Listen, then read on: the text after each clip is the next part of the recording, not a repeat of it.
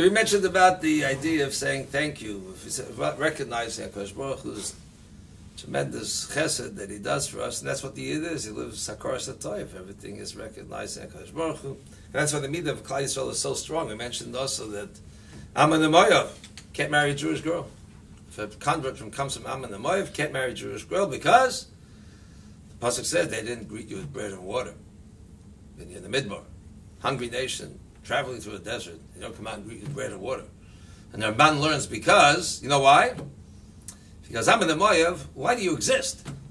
Because your great-great-great-great-great-great-great-great-grandfather, Ammon Moav, were saved in the merit of Avraham. One place Avraham actually saved them. He saved Lot. He went to war for him, which was a suicide mission. Why should Avraham really go to war for Lot? That's a different question. But there, Lot represented Avraham. It was the Chil Hashem. He had to go to war. Fine. Whatever the case was over there, why he went to war for Lot. But he did go and he saved Lot. And what does Lot do? He goes back to Sodom until Sodom gets destroyed.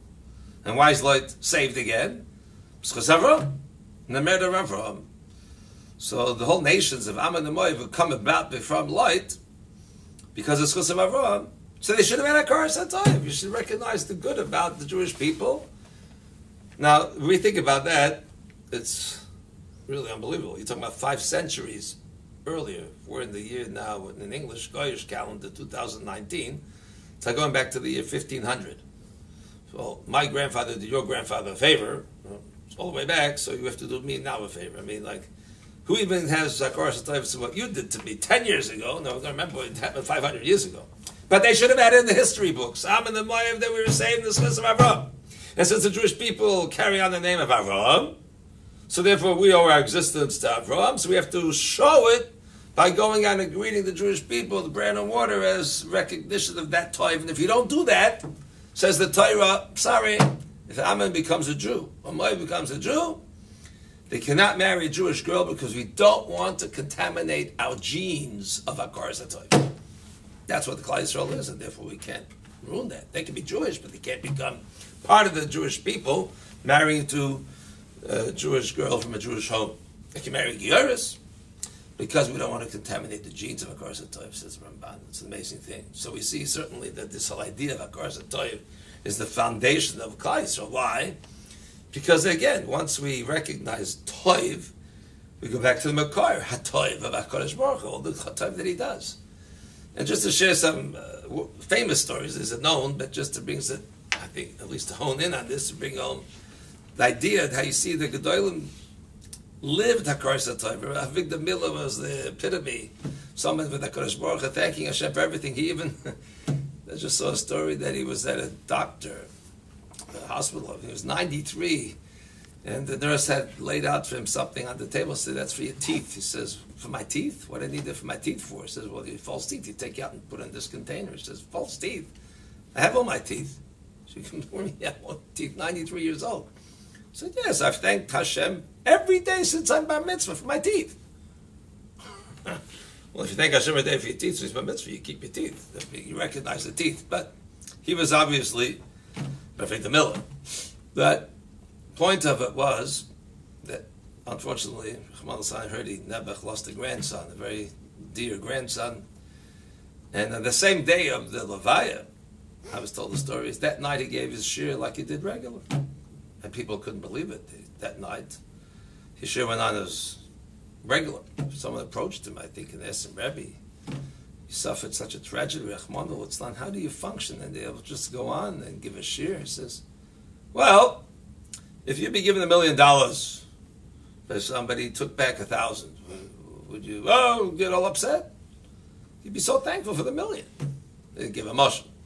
If I recognize all the time that I'm getting from HaKadosh Baruch Hu every second of my life, every minute of my life, everything I'm getting, being granted by HaKadosh Baruch Hu, and you're right, there'd be something that's hurtful. Yeah, absolutely. Hurts, a pain. But look at the overwhelming good that's taking place. We tend to focus on the suffering, on the pain, whatever it may be, that overwhelms everything else, and therefore that takes over. If you think about all the good, if you're able to take that picture in and see so much toiv, 99% toiv. Yes, Rahman al-Islam, a very painful incident. Now, this is Rabbi Eli talking here, but the idea is he lived it, able to see the toiv in everything. And yes, if there was a clap, but the toiv still outweighed and overwhelmed Rahman al-Islam, whatever be considered that what we would consider bad. There's another famous story of Rav Shach. One time he was already elderly, and apparently he went to a levaya in the rain, in the cold, and they wanted to say, Rebbe, come into the car. No, he was walking and following the mita. Who was it? Apparently it was a lady who, in the city where he was as a bacha, it was in the war times, he had to be his mother sent him to a shul. So I think he was in the shul for a year and a half, I believe. Didn't leave. Everything Thursdays, he used to wash his shirt. The one shirt he had, he used to scrub it on Thursdays, Chavet Shabbos. Anyway, in the shul, throughout a year and a half, there's different seasons, and one of those is called the winter. And it was not centrally heated like we have today. Now, matziv, and it was freezing. And plus, it was freezing in the shul. And apparently, this woman, I don't know if she's going to discard it throughout her coat, but whatever it was, she had some form, maybe it was a coat or a blanket or something that she ended up providing him with, that he was able to warm himself somewhat for that period of time that he was in that shul. So 60 whatever years later, Hakar Satoyev that he remembered from this woman that provided him, I think she was ready to discard it. Again, I don't know the details of the story, but the point of the story was that he remembered the toiv that he received from that, and he wanted to experience it walking in the cold to feel the recognition of what she did for him those many years ago that he was suffering. Just that element of remembering, which is another famous story of the Ridvaz and Tzvas. Also, he was an elderly man, and he came to a shul, freezing day, and it was the outside for his father, but they asked him, you're elderly, you're frail, you're sickly, how do you come out in such a weather to go along, you have to say Kaddish for your father? He says, well, he remembers as a bach when he was a kid, and he had a malamed, and the malamed stopped learning with him because his father didn't pay for his limud until the father took apart their oven, and he sold it, so the money of the proceeds of the oven should go to pay his malamed. So the house was freezing. We don't again appreciate we appreciate cold, but without the heat. And all that, he should have a malamed of limud Torah, across to his father for what he did for him. Remembering and recognizing the toiv and experiencing it to be able to express it, it's amazing. There's another famous story. Rabbi Zalman Meltzer, his Talmud, I think Shalom Eisen, his name was making bar mitzvah. And Rabbi Zalman was already elderly, lived quite far away from the bar mitzvah, but at a protocol, he went to tell his rabbi he's making bar mitzvah. So during the Shabbos day, Rabbi Zalman turns up at the bar mitzvah, and he's talking about 4 flights of stairs.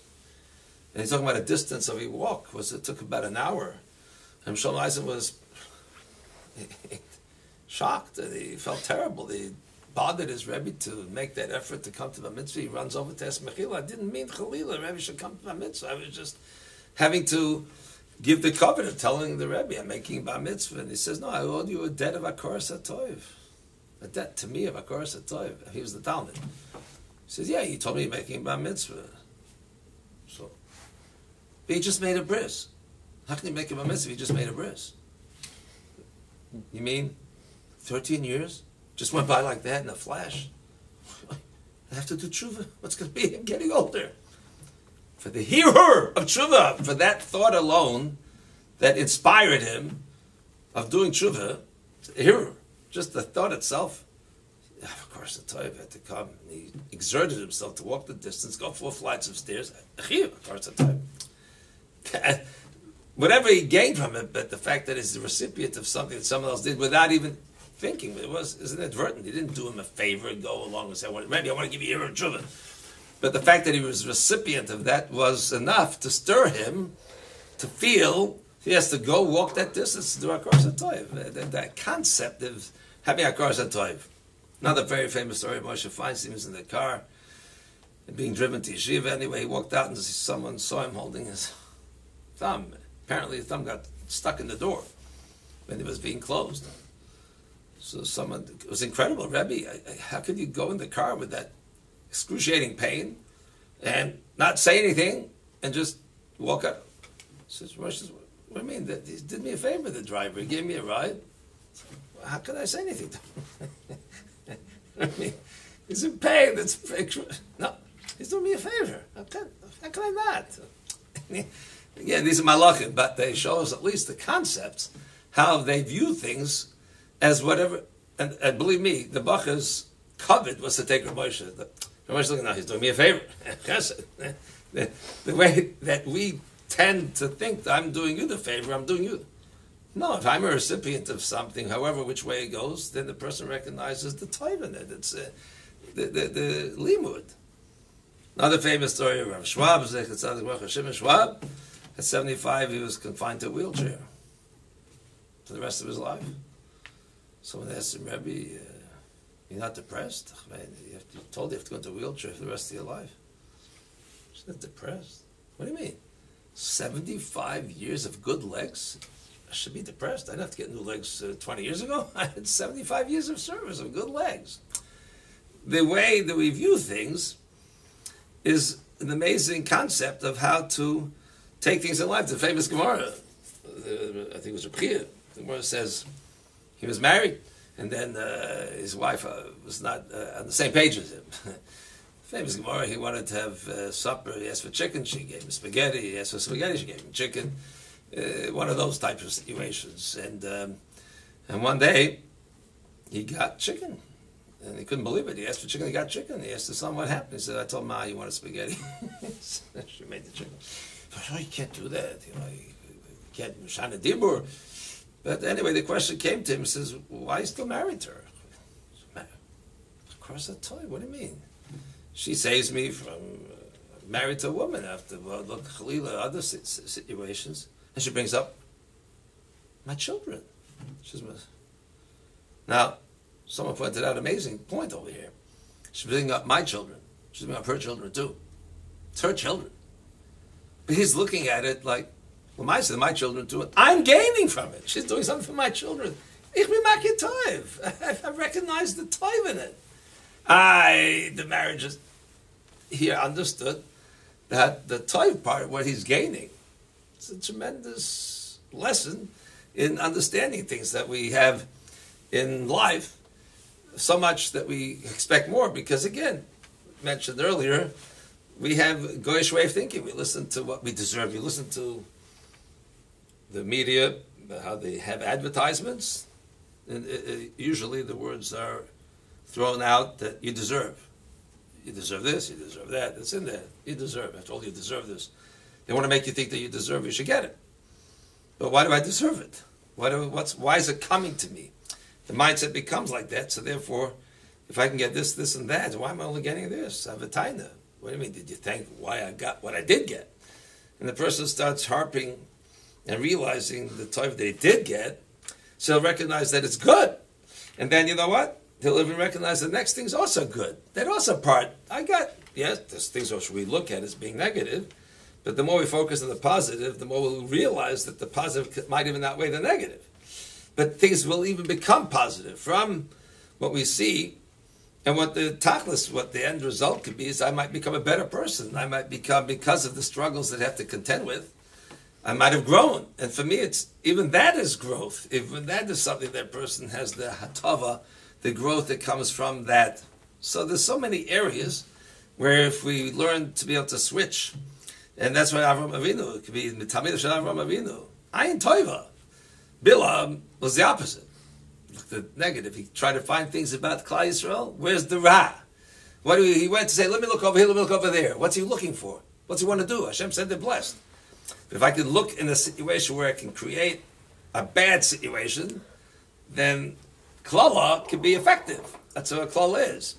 But if you look at something that sees only good, then there's no room for the Klala. There's only Tov. Then bracha comes from it. So it's really, in a way, we can create the situation to make bracha chalila klala. So in our own given situations, the person can create a situation where he focuses on the toiv, and then it becomes toiv, and then the toiv is that he sees whatever he lives as being toiv, and his ultimate, he comes to recognize HaKadosh Baruch Hu's toiv.